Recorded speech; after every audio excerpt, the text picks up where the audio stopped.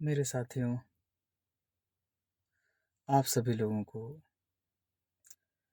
जय भीम, जय भारत, नमो बुद्धाय। मैं आप सभी लोगों का साथी डॉक्टर एकिराज। आज मुझे अपार दुख के साथ कहना पड़ रहा है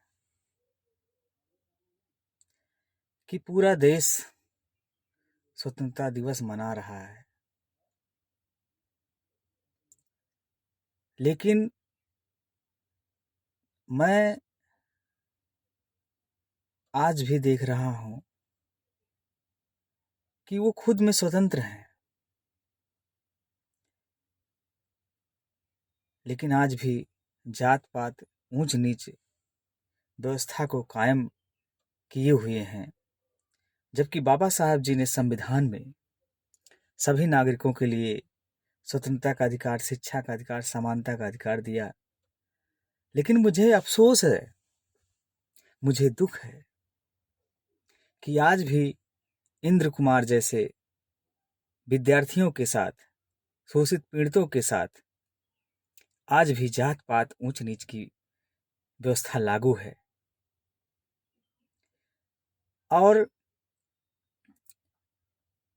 अब आप लोग देख सकते हैं कि इंद्र कुमार, जो कि एक लड़का, अबोध लड़का, कक्षा 3 में पढ़ने वाला, और उसके साथ सिर्फ मटका छूने से टीचर के अध्यापक ने उसको पीट पीट कर मार डाला। तो क्या ये सही है? क्या ये सही है? मैं ये कहना चाहूंगा उन जात पात के धर्म के ठेकेदारों से कि जो कमीने लोग आज भी इस चीज को मानते हैं और तिरंगा झंडा को पहले लाएंगे सामने, 15 अगस्त 26 जनवरी को पहले जश्न में मनाएंगे, तो उनसे मेरा ये कहना है कि कमीनों, हरामखोरों, आपका तिरंगा झंडा, आपका तिरंगा झंडा, साले तिरंगा झंडा लहरा रहे हो तो तिरंगा झंडे का अर्थ समझो, उसका मीनिंग समझो। तिरंगा झंडा क्या है आपको बताता है। सम्राट अशोक मौर्य जी ने जो चक्र उसमें उनका चक्र जो है वो क्या समाहित करता है लोगों के लिए। 24 तीलियां जो बनी हुई उसका क्या अर्थ मायने है। 3 रंग का तिरंगा झंडा क्या कहता है। सबसे पहले आप सभी इंडियन को जानना चाहिए, और उस तिरंगे झंडे का सम्मान तब होगा, हमारे देश का सम्मान तब होगा जब हम उस तिरंगे झंडे का सम्मान करेंगे, उसके बारे में जानेंगे और हर नागरिक से समानता का व्यवहार करेंगे, भाई भाई चारा करेंगे, तभी देश का कल्याण होगा। वरना स्वतंत्रता दिवस मनाने से या गणतंत्र दिवस मनाने से, तिरंगा झंडा लहराने से इस देश का कुछ नहीं होने वाला है। मैं ऐसे कमीनों से ये कहना चाहूंगा कि अगर वाकई आप लोगों के अंदर देश के प्रति है, जज्बा है, तो उस जज्बा को कायम करें, सभी से समानता बरतें और किसी भी व्यक्ति के साथ, किसी भी नागरिक के साथ अन्याय ना करें। तब आपको तिरंगा झंडा फहराने का हक है, अधिकार है। नहीं तो आपका तिरंगा झंडा फहराना और बड़ी बड़ी मोटी लाइनों में कहना और अपने आप को फोटो खिंचवाना, ये गलत है। मैं उन दरिंदों से कहना चाहूंगा कि क्या यार, अगर आपका बेटा होता, आपका भाई होता, तो क्या उसके साथ आप ऐसा करते जो इंद्र कुमार, एक अबोध बच्चे के साथ किया गया? तो क्या वो करते? मुझे लगता है नहीं करते। तो अपने बच्चों को समान अधिकार दे रहे हो, दूसरे के बच्चों के साथ अन्याय कर रहे हो। ये कहाँ का भारतीयता है बताइए? है? नहीं है। तो मेरा ये कहना है कि आज से अब से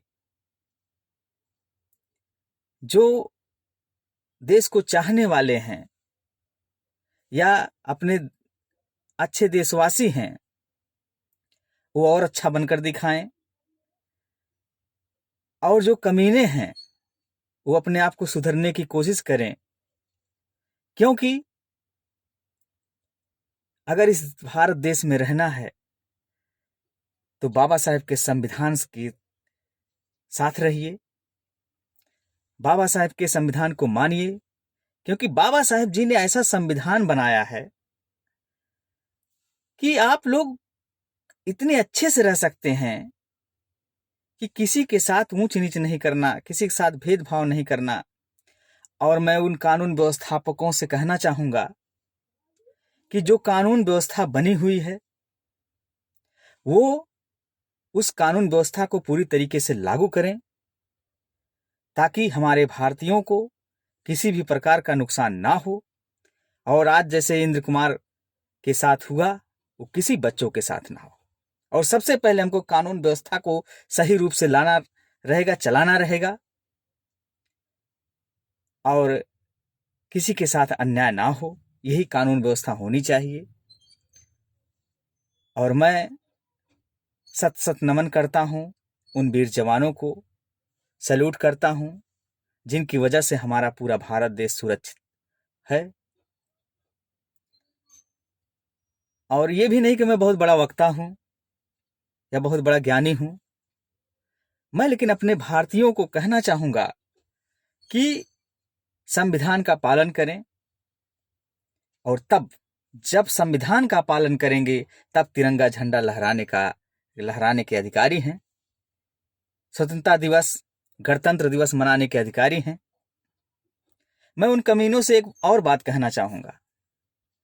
मैं अक्सर देखता हूं कि बाबा साहेब की कोई उंगली तोड़ता है, कोई मूर्ति तोड़ता है। तो ये बताइए, जब देश में कानून व्यवस्था, संविधान बनाने वाले महापुरुष बाबा साहेब की उंगलियां तोड़ रहे हैं और वही लोग उंगलियां तोड़ रहे हैं, वही लोग मूर्तियां तोड़ रहे हैं, और वही लोग तिरंगा झंडा लेकर अपने आप को फोटो खिंचवा रहे हैं, वायरल कर रहे हैं, बताइए। आज अगर हम लोगों को स्वतंत्रता मनाने का अधिकार हुआ, गणतंत्र दिवस मनाने का अधिकार हुआ, तो ये अधिकार हम लोगों को बाबा साहब के बनाए हुए संविधान की वजह से हुआ, और देश में जन्मे सभी महापुरुषों की वजह से हुआ। वीर देश में आज हम लोग सुरक्षित महसूस कर रहे हैं तो अपने आप को वीर जवान भाइयों की वजह से, पुलिस कर्मियों की वजह से, या जितने हैं। लेकिन मैं यही कहना चाहूंगा कि वाकई अगर कानून व्यवस्था को सही रूप से संचालित कर दिया जाए तो कोई भी अपराधी बचने नहीं पाएगा। तो मेरा यही अनुरोध है आप सभी लोगों से, देश के नागरिकों से, कि अगर आपको इस टाइप के इंसान अगर मौजूद मिलें कि जो ऊंच नीच रखते हों, भेदभाव रखते हों, जातीयता के नाम पर किसी के साथ अन्याय करें और किसी को मार डालें, तो आप लोग खुद सोचिए कि मैं कह रहा हूं बार बार कि अगर आपका बेटा होगा, आपका बहन होगा, आपका भाई होगा, कुछ हो, कोई रिलेशन हो, तो आप लोग क्या कहना चाहेंगे? आप लोग क्या कहना चाहेंगे? क्या करना चाहेंगे? आपके अंदर तुरंत जज्बा आएगा कि हम उसको मार ही डालें।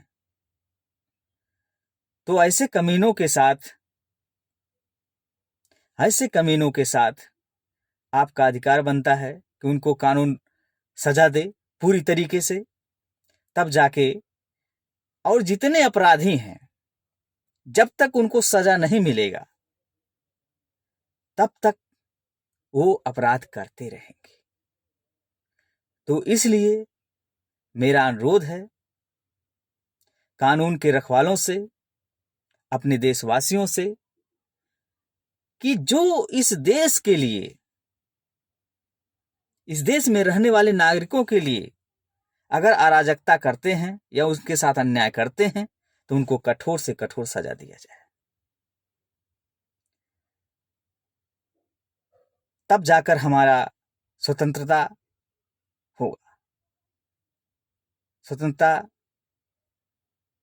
होगा और देश की आज़ादी तब असली आज़ादी होगी।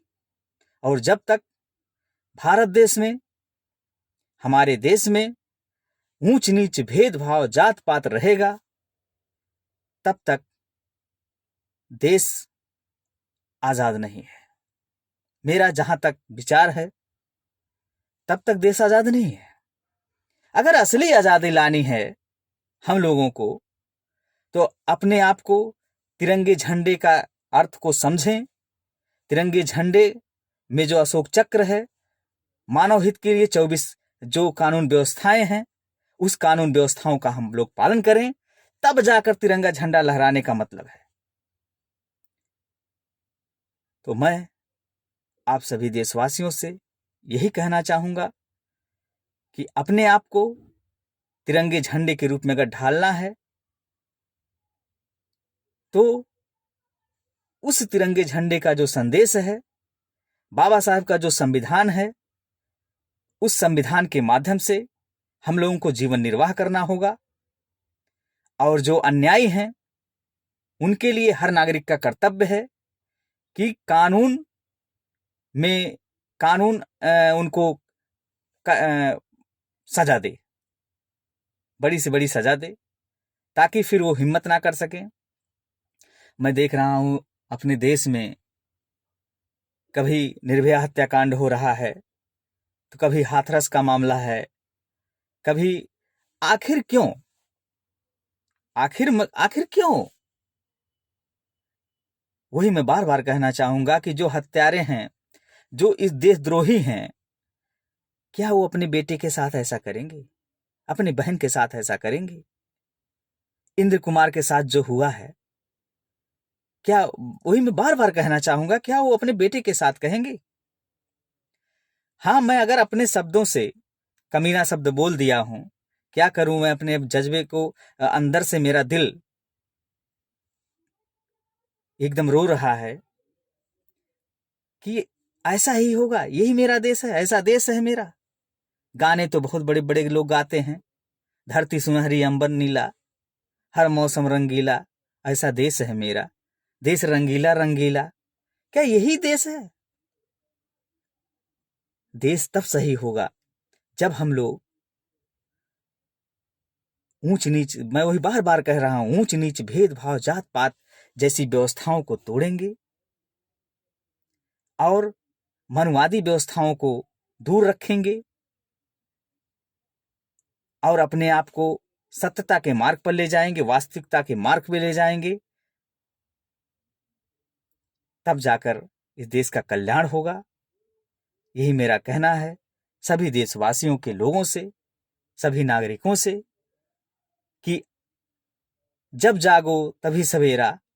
और अगर तिरंगे झंडे का सम्मान हम लोगों को करना है, स्वतंत्रता दिवस मनाना है, 26 जनवरी मनाना है, तो अपने आप को उस तिरंगे झंडे के सम्मान में, उसकी जो संविधान में निहित है, तीनों कलर का अर्थ और 24 कानून जो व्यवस्थाएं हैं, उसको हमको मानना होगा, पालन करना होगा। तब जाके हमारा देश आजाद होगा। अपने आप को अपने अंदर स्वतंत्रता, शिक्षा, समानता, ये भाईचारा लाना होगा। मैं अब इन्हीं शब्दों के साथ सभी साथियों को जय भीम, जय भारत, नमो बुद्धाय।